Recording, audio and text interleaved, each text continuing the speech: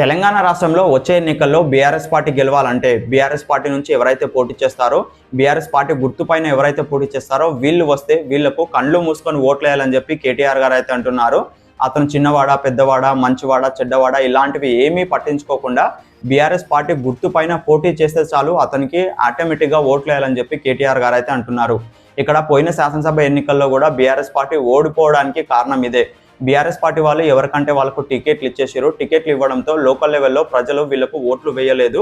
BRS party ఆటోమేటిక్గా ఓడిపోయింది.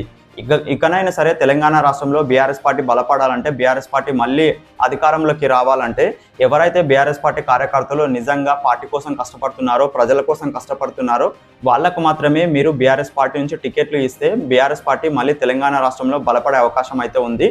మీరు ఈ విధంగా అయితే ఎవరు వచ్చినా సరే ఓట్లు వేయాలని చెప్తే ప్రజలు మాత్రము కళ్ళు మూసుకొని ఈ విధంగా అయితే ఓట్లు అయితే వేయరు. మళ్ళీ బీఆర్ఎస్ పార్టీ వెనక్కిపోయే అవకాశం అయితే ఉంది. నిజంగా బీఆర్ఎస్ పార్టీ కార్యకర్తలు మీరందరూ ఎవరైతే ఉన్నారో మీరు కూడా మీ పార్టీ నుంచి ఎవరైతే నిజంగా లీడర్ కష్టపడుతున్నారో అతనికే టికెట్ వచ్చేటట్టు ప్రయత్నం అయితే చేయండి. మరిన్ని ఇలాంటి వీడియోస్ కోసం మన ఛానల్ని తప్పకుండా సబ్స్క్రైబ్ చేసుకోండి.